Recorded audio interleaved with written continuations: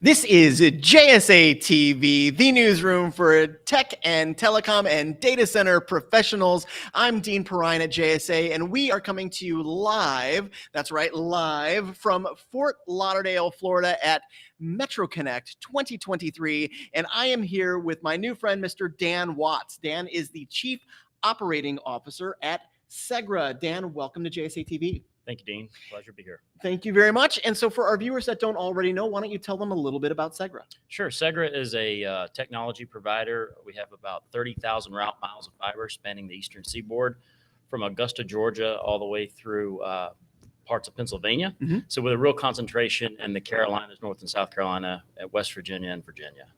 We serve carrier customers. We have really two market segments. We serve our carrier partners, and we also have an enterprise arm where we do a variety of services, collaboration, cloud, cybersecurity, and of course at the core connectivity. Outstanding. So, and it sounds like you might be from Georgia, yeah? I am not from Georgia. I am originally from North Carolina. Okay, so I knew it was somewhere south. Right? I knew it wasn't the Midwest. Yeah, right. Not New York, right? Yeah. No, Indeed. exactly. Yeah, you're too nice to be from New York too. But sorry, New Yorkers, I apologize for that. But the industry going some significant changes going on within the industry. Those changes oftentimes will bring some challenges, and no provider is ever insulated from all of the challenges. Why don't you talk to our viewers a little bit about the challenges you faced and how you have addressed those challenges? Sure. For us, I think with everyone over the past year or so, it's really been a lot of supply chain related challenges. I've heard it a lot. Yep. There's been an intense demand for bandwidth increases across the board, especially in our carrier partner segments, like to the macro cells, where we're seeing 10 gig initiatives throughout our footprint. Combine that with an historically difficult supply chain that extended out for some parts 60 weeks, and just the organization and the challenge that creates for our teams, how we communicate that to our customers, how we work with our customers and our vendor partners to execute and try to bring those timeframes in where possible, has been it's been a learning experience for the teams. They've done a phenomenal job, but it has definitely been a challenging year.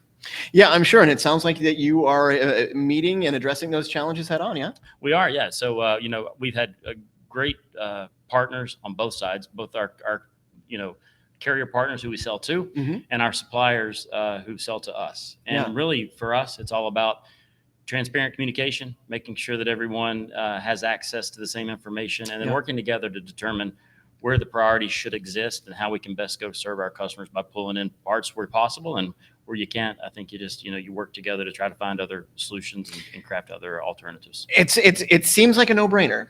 Figuring out how to work together, to collaborate, to get the job done. It's not as easy as that sounds, huh? It can be difficult and is clearly, emotional, really, for when folks are on deadlines. Interesting point. So a lot of it's just managing that relationship and making sure, again, I think with transparency, you can solve almost anything. And good communication. And then we found, alternative and workarounds and stair steps into some bandwidth that's, sub 10 gig that's helped some of our partners. So just try to be creative and cooperative, both with our suppliers and our customers. I love it. So a question I ask everybody, as somebody who is a thought leader within the industry, why don't you tell our viewers where you see the industry going? Yeah, well, we definitely, we touched on it already. From the carrier side, we're seeing an enormous demand for bandwidth increases. We're also seeing that on the enterprise side. So on the enterprise side, I think right now it's a bit of a recalibration. I'll call it like a post-COVID recalibration. Interesting, right, where you've got businesses that are returning to work. They're trying to determine what the new normal is. So what does that hybrid schedule look like? And for us, because we provide connectivity and a set of services to those businesses, it's partnering with them as they start to come out of the COVID fog to figure out how exactly we're going to operate. That COVID fog is very real. Right? Are we going to keep our operations as is? Or are we going to close sites? Or are we going to So as they think through that, it's just being part of that process and part of that partnership to help them find out the proper solution as they make their way forward. We're starting to see businesses recalibrate around that. Yeah, no, I mean it's interesting. It is a recalibration. It is. Yeah. We in the new normal, everybody is using it, but it is true. It Yep. is nonetheless true. It's like this hybrid. You still have to get business done. It still has to get done to the caliber that you're used to doing it, but you have to provide it. You have to allow it to happen in a different way. That's right. And so folks like you are making that happen. So real quick question. Sure. I'm almost positive that I have seen your name on some of the sponsor, maybe were you the registration sponsor? That's right. Yeah, we were. Yeah, So, absolutely. So let's talk about that. So why did you choose? And I know the gang at Metro Connect would probably love to know exactly, why you chose to sponsor here at this show. Well, we love this event. We love the communication and the connectivity that it brings throughout our entire ecosystem. Yeah.